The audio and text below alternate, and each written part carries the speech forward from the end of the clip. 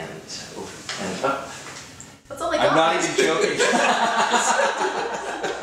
Okay. That's all my fun. Was that even the extension? Okay, and clap. So welcome to Wedge 15 TV, the place to get social media advice that works. My name is Ricardo, and today I want to talk to you about social entrepreneurship. Robert is a lawyer focused on emerging ideas based out of the Center for Social Innovation. Well-traveled and a wealth of knowledge. I'm happy to introduce you to Robert Wakulat. Welcome, Robert. Glad to have you here today and to shed some light on social entrepreneurship. It's a very popular term, everyone's talking about it, and I think a great place for us to start is defining sole proprietorship versus a corporation.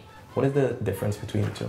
Sure. Well, I think there are a number of little differences between the two. And before I get into them, I should say what all lawyers say when we're speaking publicly, and that is nothing that I tell you is legal advice. It's all information, and you should seek professional help before making any decisions.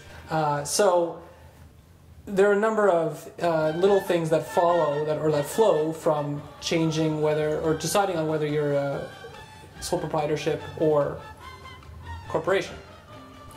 The big difference, of course, is that you've created a separate legal entity from yourself. Mm-hmm. So as a sole proprietor, all the debts and obligations you have are your responsibility, and your personal assets are at stake to satisfy those debts.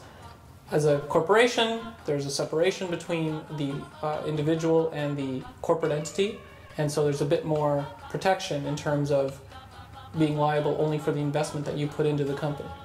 Awesome. So a sole proprietorship is like lone wolf, and a corporation is a little more like Superman. Yeah, and that's a good point. I mean, Superman's out there, and it's unlikely he's going to die. Yeah. And same thing for a corporation. If you're someone thinking about legacy and thinking about the future, the corporate entity continues on past the death or bankruptcy of the individual. Whereas if either of those two things happen as a sole proprietor, your business venture is basically finished. Got it. And there are a number of other key points. One being taxation, and you should always talk to an accountant before determining the advantage to you for shifting from a sole proprietorship to a corporation. But it is worth considering once you start making tons of money, which everyone who this is the point of it. Watches your videos is going to start doing. So there's a point at which there is an advantage to using the corporate switching vehicle. from one to the next. I can Exactly. well imagine that. So social enterprise is all the rage right now. Why don't you tell us a bit more about what it is? Sure. I think that it's fair to say that right now there's probably no universal consensus on what a social enterprise is. So what I would tell you today is that a social enterprise is an organization deploying commercial strategies, business strategies, to deal with social or environmental issues. And it could take the form of a number of organizations. It could be a sole proprietorship, it could be a corporation, it could be a for-profit cooperative, not-for-profit cooperative, charity group. And it's just an attempt to really make a difference in the world. It's really, I guess there's a feeling, and you've probably sensed this talking to a number of people and organizations dealing with this, that we're not happy with the status quo, that we want to make some effective change. And you can look at great big companies like Patagonia, Mountain Equipment Co-op, Ben & Jerry's, that have sort of led the way. And now it's becoming something where people on the ground feel it's something that they can get involved in by starting their own, or putting their own idea into action and starting their own business or social enterprise. So it's basically a sole proprietorship, corporation, or not-for-profit, and they tie some sort of social good or environmental good to their business. It's not just about making money. Exactly. They're trying, I think, traditionally speaking, you look at a corporation and it is obliged to maximize shareholder value. We've all seen a corporation. Yeah, and some of them haven't been so great at it. But now there's a greater acceptance both in shareholders and in law, to some extent, to look at stakeholders beyond just the shareholders. Just the financial component of it. That's great. That's really nice. So what are some smart legal services that entrepreneurs can invest in early on, or what should they be investing early on? Let's say from a tech perspective or from a service perspective. Well, I think that's an important distinction, because when you're creating something, whether it's a product or a piece of code that you're going to deploy in your enterprise, that could be something that's very valuable. And you want to protect that right from the start. So I think looking at intellectual property issues, whether it's a patent, whether maybe a trademark and copyright, you want to explore at what point you should be hiring a lawyer to do that for you.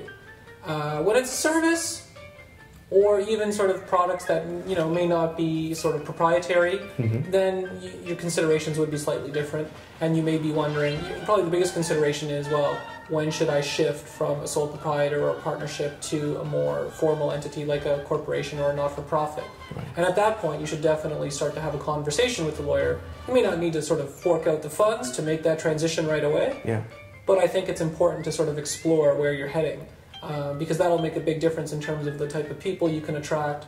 You can vary your compensation for your employees or the people you work with in a corporation. You can use salary, but you can use shares, you can use options, and you can also start to think about employment issues and that sort of thing. So, what about investors?